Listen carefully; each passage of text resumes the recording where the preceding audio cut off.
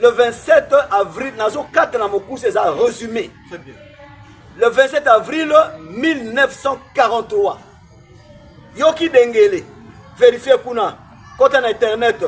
Eza mokolo yo, tata Simon Kimbangu, yo lobaki ote, bakosa ki na abimisa roi en Allemagne, abimisa roi en Allemagne na prison. Ezaki le 27 avril 1943. Bato ya liboso, ya ko annoncer yango ezaki Vatican, Rome, secrétaire à Pape Jean-Paul II.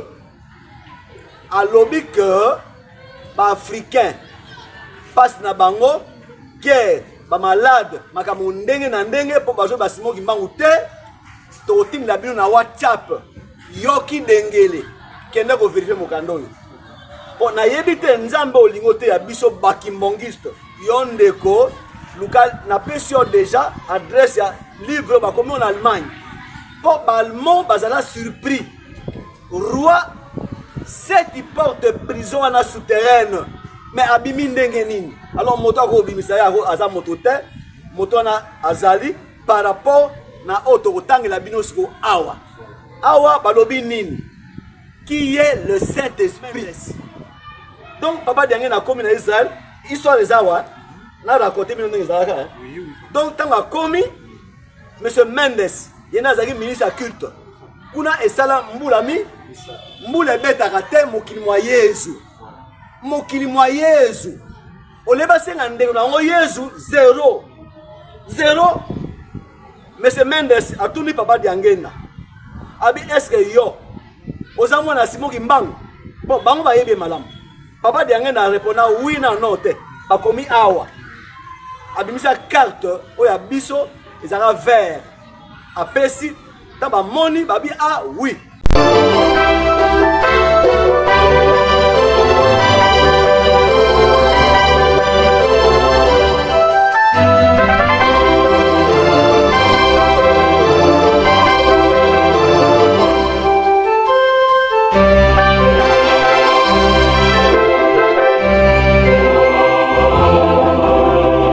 Merci Bandeko Balandi Batali Magazine Tomazaya ebongisami pe epesaneli wabino leki wabino mwana wabino Dete Landry Kingelezi mwana ya mama Agnès Tulenge ezalaka na ngai esengo na kotaka na bandako na bino sans invitation pe na ba telefone na bino yambo ete na banda masolo na ngai mokolo malelo na pesi mbote na sa divinité ta Simon Kimbangu kia ngani le patron de la 4e génération pe na pesi mbote na baimboka nyonso o ba kolanda ngai na ngunga oyo na etando ike ya bango na pesi mbote epai ya papa Roger Loki na molongani na ye mama Hélène Mpemba Dete Landry Kingelezi apesi bino mbote pe na pesi mbote epai ya mama Joanne Temvula na Londres Dete Landry Kingelezi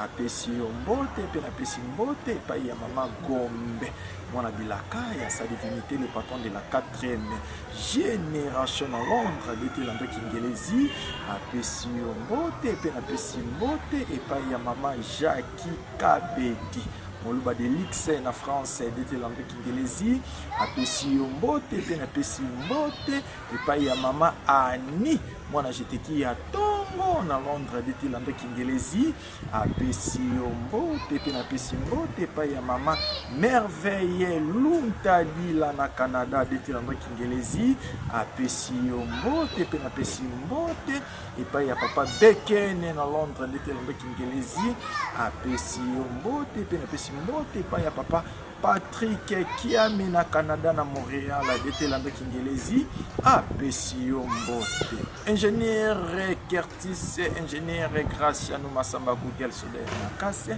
Nima biso toleka. Merci na baimboka nyonso balandaka biso partout dans le monde sika mama Farnelise tout lenge molongani ya papa Dasha na France. Epetango akota l'émission Tomazaya vraiment atonda maka na esengo sika mama Samantha tout lenge uchi tout lenge bango petango ba akota l'émission ko ba vraiment makambango to lukaka et voilà na plateau na ngai nazali ngai moko to nazali na invité na nga spécial mokolo malelo tata Ebele Moninga Monguna to kosolola masolo oyo koleka na réseaux sociaux pe oyo koleka na kati na mokili na biso bote na yo papa ebele Monguna bote mingi ndeko journaliste boni santé na yo matondo mingi papa ebele Monguna mokuna na biso ezali ndeko confrère na biso moko ali kofinga sa divinité ali kofinga tata Kienge est-ce que tata Kienge est-ce que tata Kienge na sagesse na yo papa ebele Monguna mokana kososolisa bayimbo ko bakolanda biso tata Kienge azali tata Simone Kimbangu azali nani ata maloba mboka. Merci ndeko journaliste ezali que par rapport na ndeko wana azofinga na poto na bato mosusu bazofinga ou bien bafingaka parce que bayebi te bongo ezali que émission yo ntango ezokoma surtout na poto biso bandeko bakimbongiste toza na poto toza na États-Unis toza na Asie même oyo totikali na Afrique awa tovéhicule émission yo mpona et que bandeko bayeba tata Simon Kimbangu malamu tolobi boye 13e siècle bamindele bastrologue d'abord nano premier prophète a prophétisé ko bota tata Simon Kimbangu magi atanga kombo eza Yesu eza na Bible Jean 14 29 à 30 que mokonzi ya mokili oya toleki 13e siècle nde ba étoile monana bamindele bayebi yango bien.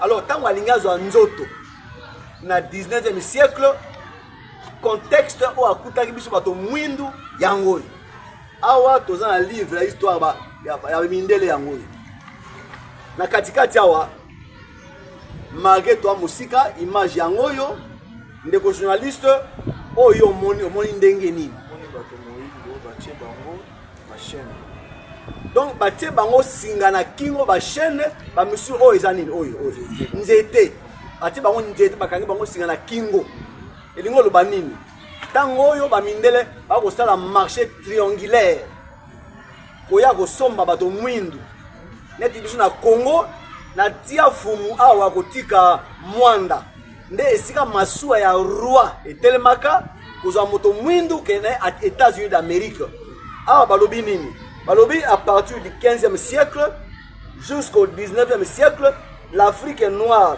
va être victime d'un honteux trafic d'esclaves. Bazali koteka biso ndenge wana. Alors, bandeko ba azofinga po ba yebite. Ponga ebele moninga naza non seulement fanatique ya tata Simon Kimbangu, mais na rappeler que naza ba livre ya religion pe ya kimbongisme 105. Bible natangaka. Ndeko journaliste tokene mona tokotalisa Simon Kimbangu yende nani. Très bien. Tata Simon Kimbangu tokotalisa wa mokolo moko wana bakangi aza na prison Lubumbashi. Asala mbula tukumi misato. Mais jour moko amona ni wapi? Amona na Mbandaka, Bolafa, Bwende et Kafela. Bisika mine. Plus aza na Lubumbashi, akomi combien? 5. Bon, na yebite ndeko journaliste o azo kofinga ki dengele soki nzambe nini alinga lakisa biso donc témoignage yango yo témoignage yangwana tomoni biso bandi bana tomoni 1921 bakangi tata Simon Kimbangu na nkamba ezalaki bamindele bazoya na ye baye na ye na nzela na ya wakati na nzundu bakomi na nzundu po bakota zamba kobima na Mbanza Ngungu. Donc tokomi 17h tokomi 17h30 esenga balala wana monde alobi tolala Kimbangu alobi tata Simon Kimbangu alobi tolala te monde alobi tala 17h30 yango yo tata Simon Kimbangu alobi tala 12h kaka tango tata Kimbangu alaksi mosapi boye moye longo na 17h30 ezongi na 12h. Photo oyo tata Simon Kimbangu kiangani otoza na lelo wabe pai akende ko poser pierre po ke mausolée esala mawana bato baya ko visiter ba mona place oyo tata Simon na mosapi. 17h30 moye ezongi na combien? 12h. Wana tata Simon Kimbangu. Bando balandi awa photo yango oyo. awa tokomona fu bamondele babelge batie acide na katikati bazwi ye batie na katikati basude bando balandi Hitler ata yo so batie na acide yo ndeko ozofinga kidengele me okufi na yo onyango okufi me tata Simon Kimba babwaki fi na kati ya mai na tata Kimbangu na katikati abimi akomi kotambola likolo ya mai wana histoire ya République démocratique du Congo. On a mokili mbabatona nango bien toujours ça la bino résumé tata Simon Kimbangu yende nani a changé nzoto na Lubumbashi le 12 octobre 1951 après 9 ans. Il y a en 1960 le 25 mars. Moi na ya misa to tata diangenda tango akeko bimisa koro wana epola te yangoyo epola te mazunzo to wana ekati parce que ekati sur deux Kasai et comme il est beau ezuma swana il est beau et kitina kwa mutu comme na Kinshasa awa bande balandi le 2 avril 1960 photo yangoyo nzoto atata Simon Kimbangu komi awa bande balandi maswa onatra babenga ngo tanga o traco eko changer comme onatra maswa bamindele bango yeyo bangoyo apola te ti lelo apola te na mokile sa mate kono yeso asala oya sepla osala na ndenge na ye tata Simon Kimbangu pe asali na ndenge na ye bande balandi awa okomona awa président Kasavubu nana komi présidente yeyo bana tata Simon Kimbangu misato bango yeyo aba komini balati blanc bakomi Joseph Kasavubu bourgmestre de la commune de Dendal lelo Kasavubu commune na Kinshasa et président de la Bako en compagnie des 3 fils du prophète de Simon Kimbangu à l'arrivée du corps à Léopoldville.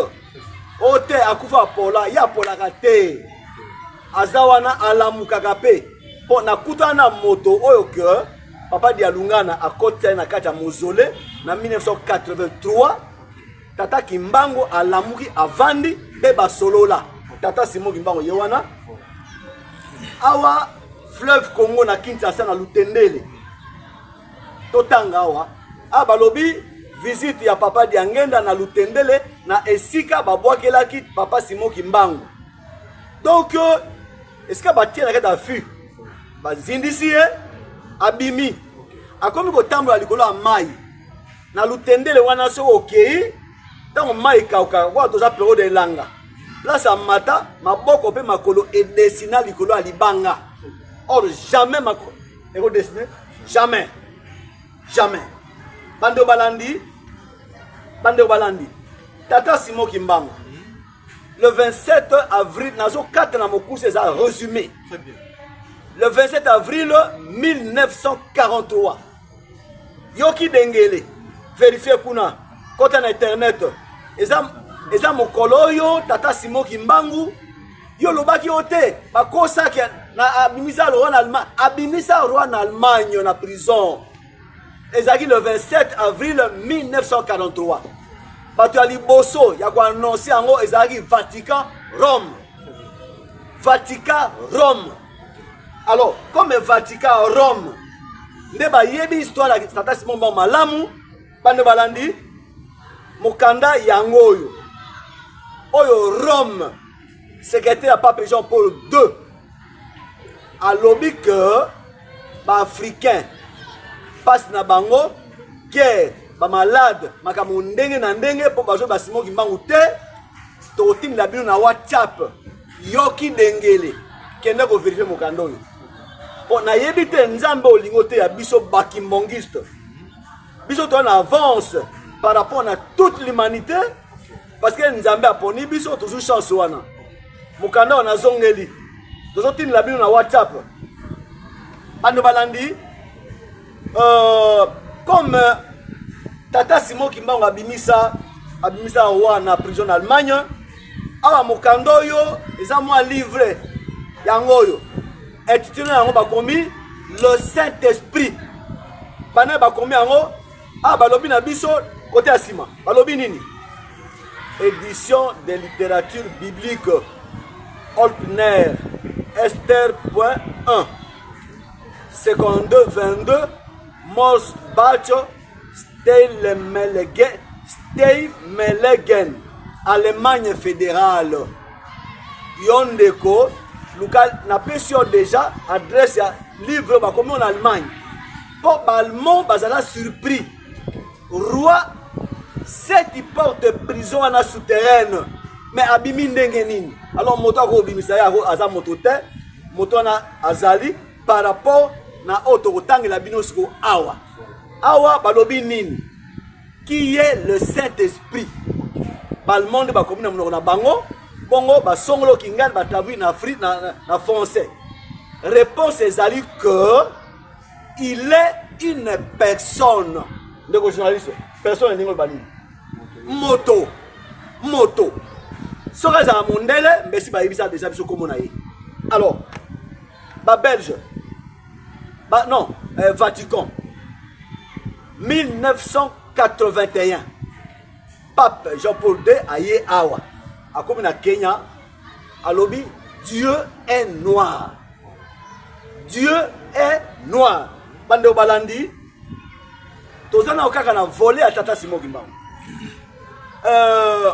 Bible na ba livre musu ya mokili ya ba religion elobi o répondre nga mongo makasi mabolongo nyonso efukela nani ekofukamela nzambe Bible biso ba congolais to komango to banani ba mindene bakomaki yango bando balandi awa to kotindela bino ba photo yango album mobimboyo album oyo eza à peu près na 50 photos ya ba mindele bazoko uta États-Unis bauti Europe bauti Asie bazoko fukama na nkamba epa ya Tata Simon Kimbangu Kiangani. Alors pona kotaza comment Tata Simon Kimbangu Tata Diangenda Tata Simon Kimbangu baza moto moko yango wana bomoni 4 photos ya pamba 4 photos awa toko tindela bino ba photo wana o tindela ye o tindela ye motu wana bando balandi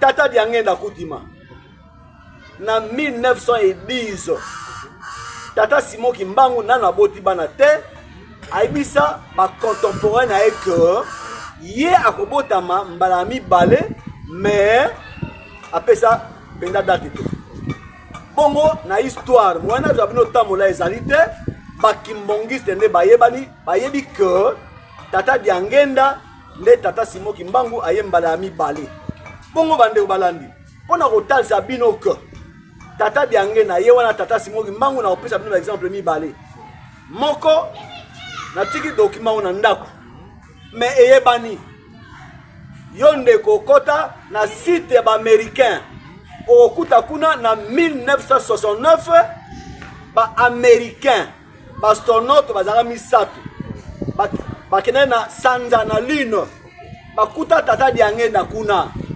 asoi na bango bakangi photo tant bakiti basali ba recherche bakoma na Kinshasa moto facilita bango bakuta na moto bakute na sanza eza fait Mobutu naza ba donner nyonso donc bakuta na Tata Diangenda kuna likolo babino tozo tota sanda bien sûr mais to luka nzambe azaka wapi ya ebisi bango bokita naza na se bayana awa na Zaïre à l'époque fait Mobutu naza ba livre tout par rapport na ona zolo basikoyo bande balandi na 2006 conférence monene esalamaki awa moke ndeko journaliste dans la Bible na bango wana bati na monde jamais monde entier bazaka na conférence wana ote Jésus na mwana nzambe lokuta tandis que livre yango yo conférence esalami mokili mobimba bayaki na Kinshasa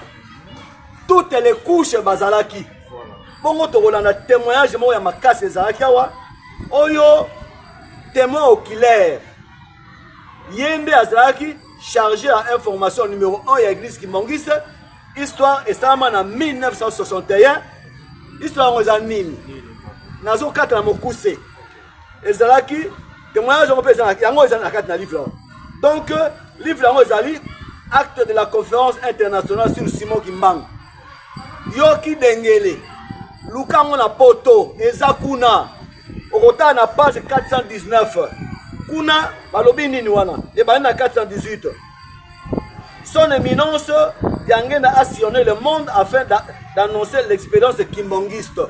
Ngai na botami na 1960 na komi na Kinshasa 1978.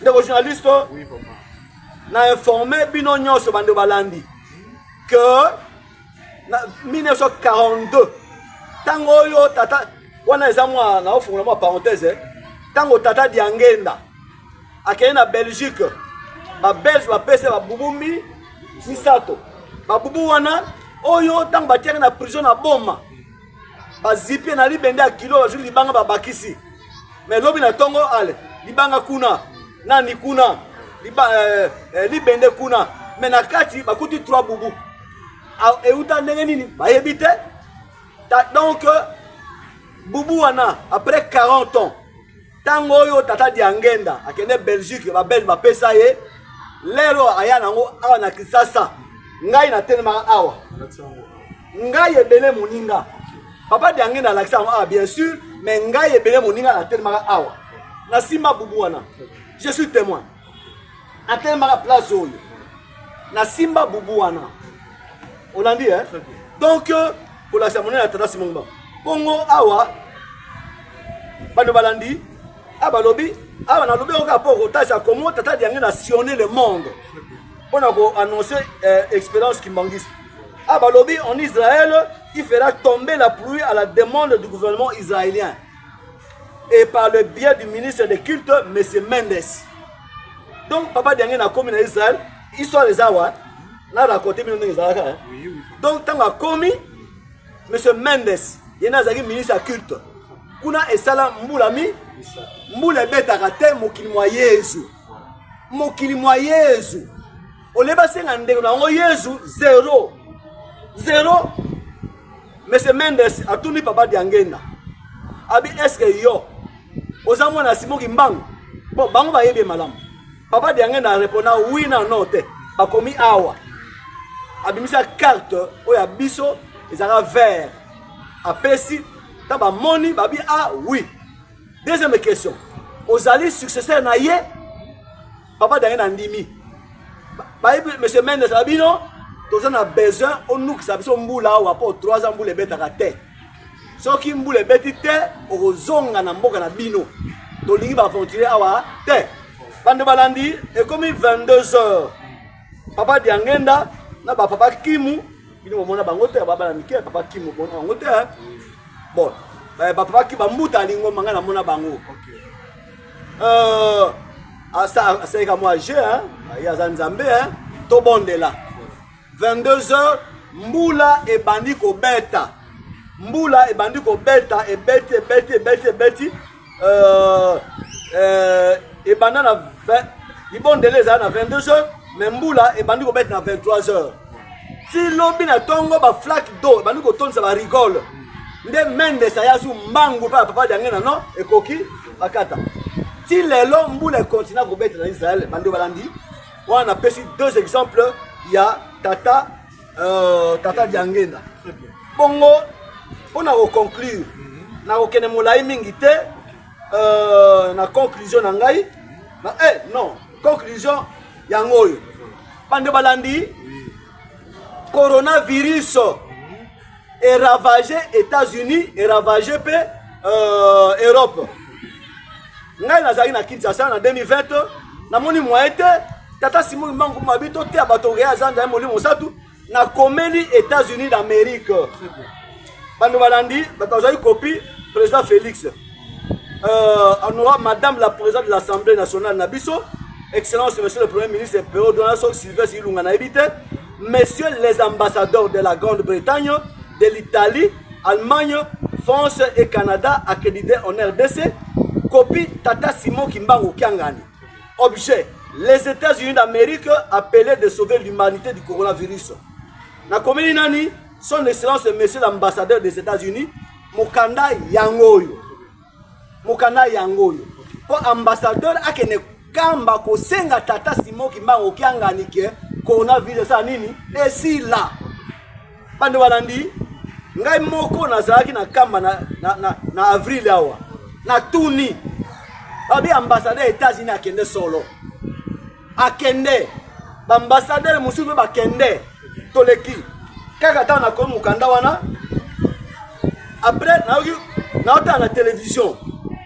Donald Trump. D'ailleurs, mokanda opé to tia na WhatsApp et que ne ki dengela mona. Tata Simon Kimbangu kiangani nda sisi coronavirus. Soki bato musu basenga ye bango mais contribution na nga yango. To tina ngo. Tango Donald Trump a ju coronavirus, mokanda na komela ambassadeur na ye yango yo.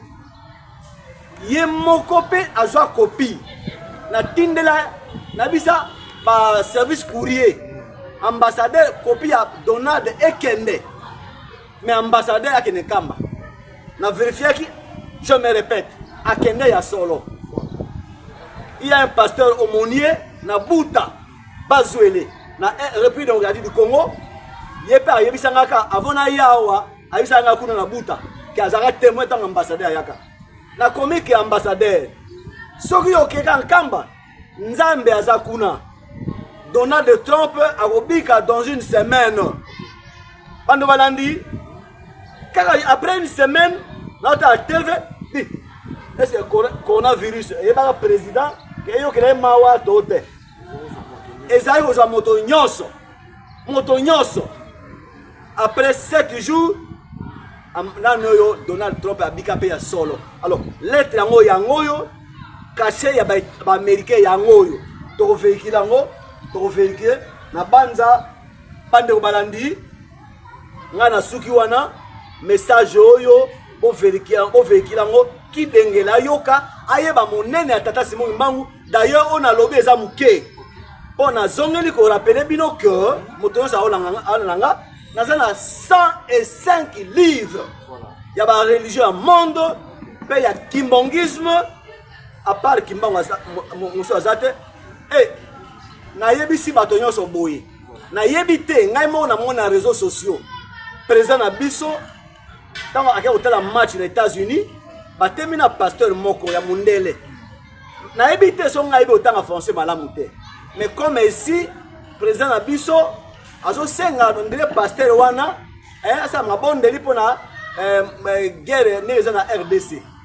Alors ngai na conclure que mikana nyonso ngai comme la président de la République abenga ngai na lakisaye nani yango tata Simon Kimbangu po président de la République ayebi tata Simon Kimbangu te pona nini azande ko na ye parce que balobaka prophète na mboka na ye bandimaka ye te. Alors président abiso ayebi malamu te na déduire mikana ngai ko magate. Alors yonde ko ozolanda oza proche ya chef de l'État télévision oyo numéro à téléphone ezawana président de la République abenga ngai to solo la na te aye nani yango tata Simon Kimbangu na zongeli koloba que na ba une émission passée même Assemblée nationale 500 députés Sénat 109 sénateurs ceux qui bavandi babenga na koya na talisa bango nani yango tata Simon Kimbangu po guerre ya est ça nini esila po sa tata Simon Kimbangu mboka kokende te bande balandi. Le 17 juin, au Tobeti Match Lobby, ils ont date en 1944, tata Simon Kimbangu a profité que dans 16 ans, nous avons indépendance. En 1944, date en lobby, pour ngai moko na landi pe na WhatsApp, na kamba bakimbongisto, basengaki Papa Mbenza, yewana kolo Yesu, que RDC a gagné. Réponse à Pamben dans le baki, hein? Ma bonne on a c'est. Alors, tout ce qui m'a tenu le point en ligne, et Sengeline l'État congolais. A Kenan Kamba, a Senga pas Tata Simon Markangani, coupe du monde Tokozoyango, Nana Lobi Pambate, ya Tindi Biso, Tote Ake Azanzambe Molio Mosantu. Pando balandi na suki wana. Merci na baimboka nyonso ba kolanda biso esika ingénieur junior Maindo mama Maria Moluba de Lix vraiment tant à la makambo à comprendre yango. Monsieur le papa makambo ko ni le na tina na ba le ngapi na ndeko comme ça moi que le lieu que protocole ya chat lo azali koko ya koko mukala. Merci mingi ngape to vérifier comme na yo oui ça Yohane. Atindeli na photo na ye basangisi bango na koko mukala. Merci biso to vérifier. Et ceux qui peuvent go za ndenge wana bino ba congolais. Pour ça la part des choses. Alors pour véhiculer message wana no que tata ebele moninga diake ki mangi za évangéliste international à lobby nkamba soki nkamba coupe du monde to ça nini to kozwa. Otala makambo ndenge so bala na Mama Mikala yende nani? Mama Mikala yo benge koko biso ko benge Mama Mikala yende apôtre ya Tata Simon Kimbangu. Na 1921 azara na 12 ans. Bakangaka e ba condamné 2 ans malheureusement tant ba kene na loa kuna ye asala kuna na loa kuna 40 ans si je m'abuse pas ne ba rozonga la indépendance pe tant azo kufa histoire ezali que Tata Simon Kimbangu ayebisaka ye tango yo mboko na biso indépendance 4e président boko kutana tango bosoi lelo lobe kufi bongo esalama ndenge wana tango basoi na Joseph Kabila lelo ke masoyo continue lobi Mama Mikala akufi ngape bebe moninga bien que na zonga na intérieur mais histoire wana ya liwa ya Mama Mikala ekuta ngai na Kinshasa bande balandi sangonde ya mwana. Merci na baimboka nyonso bozama kili boku ya bolanda biso na papa ebele moninga sika ve nanga ka belos mozama molonga ya Mama Charlie en tout cas epetanga botala émission ko akotondama na esengo papa ebele moninga bandeko baimboka nyonso balandi biso na makambo ya kitoko ko lobi na ntina de koko azali ko filma Tata Simon Kimbangu to azali ko filma Tata Ngenda en tout cas matoi na bango to misu na bango tango bakotala émission ko vraiment bango papa ebele moninga ko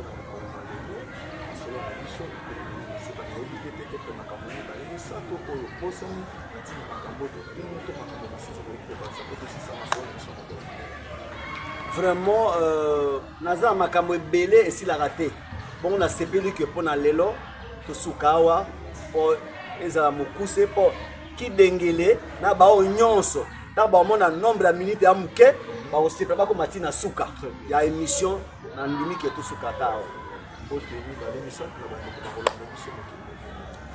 Mbote na pesi liboso na président de la République, chef de l'État, na pesi parlement congolais mbote, na pesi gouvernement, le premier ministre na ministre, na pesi les cours et tribunaux. Mbote et pas Tata Simon Kimbangu qui ngani chef spirituel église kimongiste, nzambe aye kati na biso apocalypse ezakuna avant na biso libela ba conseiller na pesi ya papa Simon Kimbangu na pesi mbote na pesi ba conseiller nyonso na ba maman ya ba papa na ba maman na pesi mbote na pesi mbote na collège international église kimongiste na pesi mbote na ba représentant de l'église kimongiste de toutes les provinces na pesi mbote na ba congolais banso non oui ba congolais banso surtout ba kimbongiste nyonso bozana mokili mobimba olembate otambusa comme Tata Simon Kimbangu lobby na lani na WhatsApp na moi na France défilé il y a le 25 mai vraiment na sepeli mingi na pesi mbote na ba pasteur mangomba ndenge na ndenge oza na Kinshasa mbote na ba auditeur nyonso mbote na famille biologique na ngai séance bozali na pesi bino mbote matondo mingi na baimboka nyonso bozoma kili baku ya kolanda biso na papa ebele moninga masolo na biso ya mokolo malelo esuki na yango boye maloba mibale misato to papa ebele moninga alobi ebetisi yo libaku te ebetisi bino libaku bolibisa biso soki mpe oyo betelando kingelezi mwana mama Agnès Tulenge alobi ebetisi bino libaku bolibisa biso mais soki tolobi maloba ya malamu yo moto kotala émission oyo kovandisa yango na ndako na yo te partage yango mpe commenter kosala mwa biso mwa bien mbote na mama Gilles Vansila Ntelo mama na Gradi Tulenge na Paracle Kemane na Bébé Jospin mbote na Brunel Kingeleze Gladys Kingeleze Clovis Kingeleze Acacia na Abebe Acacia dete na Kingeleze apeshie mbote na Gladys Kingeleze Nene Kingeleze Armen Kingeleze Kecha Kingeleze mbote na ingénieur Roli Tulenge Phoenix Molonga ni Nicoleta Foko mbote na mama Odile Tulenge mbote na mama Emily Tulenge mbote na Noko Jeff Tulenge Noko Davin Tulenge mbote na Merlin Tulenge Kage Tulenge Nene Tulenge moto asongaki biso na bilingi ya kitoko na bosalite mbote na vena nga Black Media la Jos Mbala molonga ya mama Nathalie mbote na vena ngai Pharaon na Allemagne bete na meki ngeleza peshi yo mbote na président Papi Zube molonga ya mama Jolie Mfemba mbote na bafritise nyonso ya matete mbote na famille kuna moyo na Canada mama na biso mama Véronique mama Hélène kuna moyo na Pasteur Yves kuna moyo tout famille mobimba dete na meki ngelezi apesi bino mbote moto asongaki biso na bilimo ya kitoko ezalaki mwana mboka ingénieur Curtis la réalisation nazalaki na mwana mboka Graciano Masamba Google coordination ya DT Landry Kingelezi soki tata Nzambe abateli biso tomonani bala ya nsima bye bye